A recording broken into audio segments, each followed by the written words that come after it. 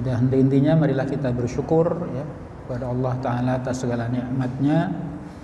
Dengan nikmat yang kita tidak sanggup menghitungnya, antara lain kita masih diberikan kesehatan di tengah-tengah situasi pandemi ini ya. Salawat dan salam tidak lupa kita hanjungkan kunjungan Nabi kita Muhammad sallallahu alaihi wasallam, keluarga, sahabat tabi'in. Semoga rahmat barokah selalu menyertai kita semua. Kemudian akhwani fillah yang berbahagia, kita akan melanjutkan kajian kita beberapa pekan yang lalu, mungkin 1 bulan yang lalu bahkan ya, yang sempat terhenti karena sesuatu. Dulu kita sudah membahas tentang bagaimana kita berakhlak kepada Allah ya. Jadi berakhlak itu bukan hanya kepada manusia saja, tetapi juga kepada Allah ya. Dengan cara kita menerima kabarnya, berita-berita yang Allah beritakan di dalam Al-Quran, demikian juga Rasulullah memberitakan di dalam hadisnya. Ini kita yakini dengan tanpa ragu. Semua yang berita-berita yang Allah beritakan itu pasti kebenaran. Meski nalar kita, logika kita barangkali belum sampai, tapi setiap yang diberitakan Al-Quran itu adalah kebenaran. Itu yang pertama. Jadi tidak ada celah sedikit pun untuk seseorang mendustakan berita-berita yang ada dalam Al-Quran. Baik berita-berita tentang masa lampau, bahkan berita-berita yang akan datang ya, tentang akhirat dengan segala persoalannya. Ini harus diyakini.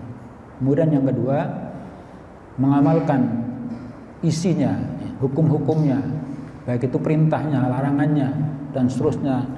Ini wajib untuk kita terapkan, kita laksanakan sejauh kemampuan yang ada pada kita, karena memang kendalanya banyak.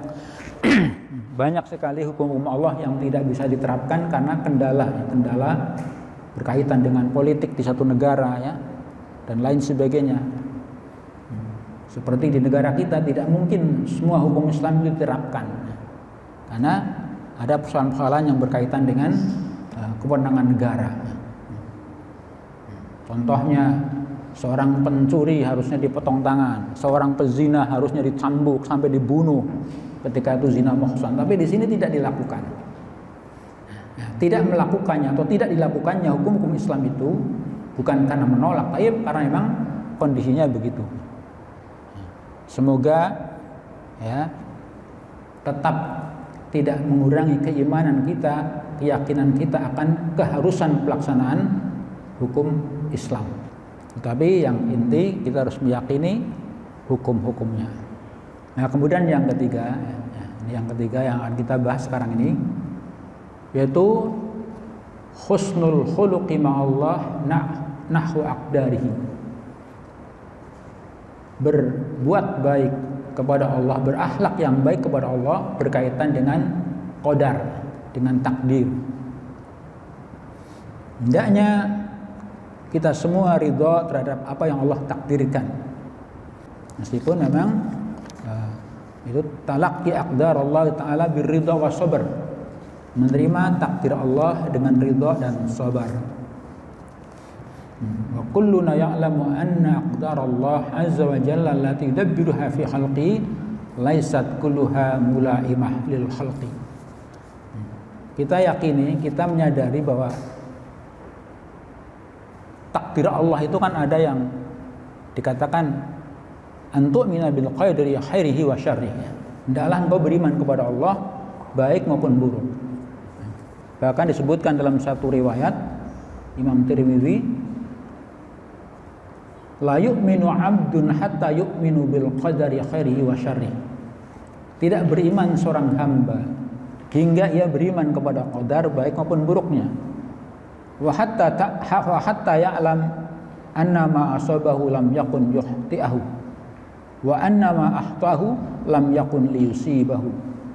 Jadi tidaklah beriman seorang hamba sampai dia benar-benar beriman kepada qadar baik maupun buruknya, dan sampai dia tahu bahwa apa yang menimpanya itu adalah merupakan memang telah ditetapkan Allah. Wa anna ma asabahu lam yakun liyukhti'ahu. Ketika seseorang ditakdirkan untuk terkena musibah, maka dia tidak akan luput dari ketentuan itu. Dan ketika seseorang tidak terjadi atau tidak terkena sesuatu, ya memang itu tidak ditakdirkan. Sebagai contoh, ketika orang sekarang inilah ya kena corona, kena COVID, ya itu sudah ditakdirkan. Bukan karena dia AB dalam menjaga protokol, bukan. Mungkin dia sudah menjaga protokol dengan ketat, sudah cuci tangan, sudah pakai masker, sudah pakai jarak, tapi ditetapkan orang itu terkena, maka terkena. Demikian sebaliknya, bagi yang tidak terkena, termasuk kita mudah-mudahan tidak terkena, ya memang ditakdirkan untuk tidak terkena, meskipun kita tidak seketat mereka dalam menjaga protokoler. Maka sebagaimana yang Allah sebutkan, la yusibana illa ma kataballahu lana huwa maulana fa 'alallahi falyatawakkalul mu'minun. La yusibana, tidaklah akan menimpa musibah kepada kami illa ma kataballahu lana, kecuali apa yang Allah telah tuliskan kepada kami. Dialah Allah pelindung kami, dan kepada Allah lah orang-orang beriman itu bertawakal. Kemudian ada lagi surat Yunus ayat ke-107. Wa yamsaska Allahu bidurrin fala kashifa lahu illa huwa wa yuridka bi khairin fala radda li fadlihi yusibu bihi man yasha'u min ibadihi wa huwal ghafurur rahim. Belum dikatakan beriman seorang hamba sampai dia beriman kepada takdir baik maupun buruk, dan sampai dia tahu bahwa apa yang menimpanya tidak mungkin akan luput. Karena qadar itu ada baik dan buruk ya. Ada yang baik, ada yang menyenangkan, ada yang membahagiakan, ada yang menyulitkan. Kalau yang ditakdirkan baik, ya siapa yang nggak suka? Semua orang itu kepengen baik. Kalau yang kebetulan ditakdirkan kaya, ya siapa yang nggak mau? Semua orang pasti ingin kaya. Kalau ditakdirkan sehat, siapa yang nggak mau? Setiap orang pasti sehat dan lain sebagainya. Tapi kadang-kadang kita bertemu dengan sesuatu yang kita tidak sukai, tidak sejalan dengan tabiat manusia. Tabiat manusia itu kepengennya yang senang-senang. Tetapi tidak jarang kita harus berhadapan dengan sesuatu yang kita tidak sukai. Seperti contoh ya, fal marad masalan, sakit misalnya, nggak disukai manusia nggak ada yang suka manusia, nggak ada yang kepengen sakit. Ya. Fal insan la yuhibbu ayyakuna sahihan, maka manusia itu senangnya sehat, kepengennya sehat. Wa kadzalikal faqr, demikian juga fakir. Ya. La yulaimul insan, tidak sejalan dengan tabiat manusia. Tidak sesuai dengan selera manusia. Manusia apapun tidak punya selera jadi orang miskin. Ya. Jadi wong rekasa, jadi wong miskin purun betul. Sinten sing purun? Gak ada yang mau. Tetapi kadang kita harus lewati yang seperti itu. Fal insan yuhibbu ayyakuna ghaniyan, menungsa ya kabeh-kabeh kepengine sing sugih. Wa kadzalikal jahlu la yulaimul insan, demikian bodoh. Orang kepengen bodoh, kepengennya pinter, ya. Kepengennya semua serba yang sukses, ya sehat, ya sugih, ya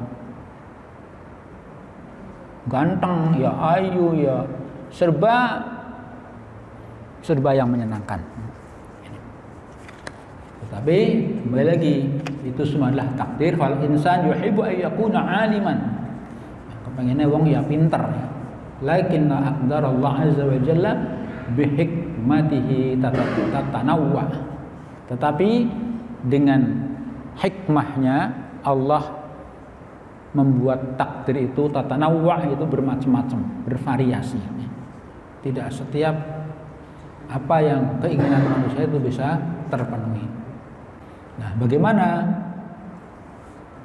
husnul khuluqi ma Allah nahwu aqdarihi, berkaitan dengan takdir, yang tadi ada yang menyenangkan, ada yang tidak, tapi bagaimana kita harus tetap bersikap dengan baik kepada Allah terkait dengan takdir ini. Antarda bima qaddarallahu laka, hendaklah engkau ridha dengan apa yang Allah telah takdirkan bagimu.